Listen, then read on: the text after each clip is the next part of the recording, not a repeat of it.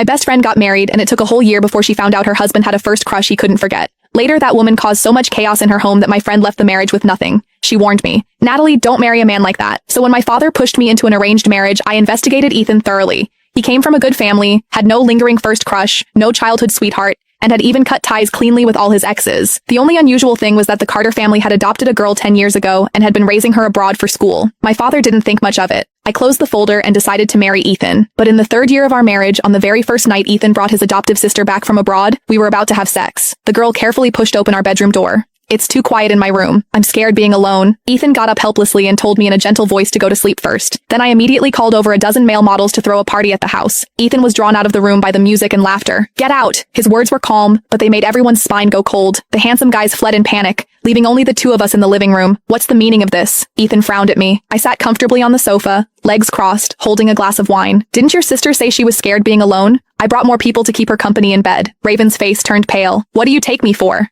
I smiled brilliantly, enunciating each word. "A shameless homewrecker who seduces her own brother." Ethan's expression turned cold instantly. "Natalie." Raven's eyes reddened, trembling with anger. "What right do you have to say that about me? Everyone knows you used to be a player. If it weren't for the marriage arrangement between our families, my brother would never have married a woman like you."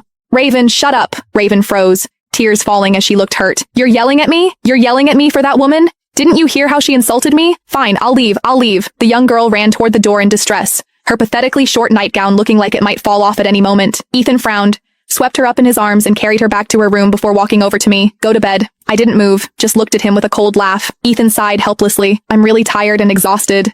Can you please not make a scene? Did you hear what your sister said?" Raven is still young and spoke without thinking. I apologize on her behalf. He forcefully pressed me down on the sofa and kissed me like a punishment, his voice low and husky. "Natalie, do I need to remind you that you're married to me now?" I laughed, but my eyes reddened, and even my voice trembled involuntarily. "But don't you forget, who dragged me out of bars again and again, who shamelessly claimed to be my fiancé, who desperately insisted on marrying me." Ethan pulled me into his arms. "It was me. I had to have you and no one else." I pushed him away coldly and slammed the door shut with a bang. "Ethan, it's either me or her. Make her leave tomorrow." The next morning, Raven was wearing Ethan's shirt, cheerfully greeting me at the dining table. "Hi, good morning." I froze instantly. In our 3 years of marriage, Ethan had never set foot in the kitchen. But there he was, wearing an apron, making soup. "Come try it.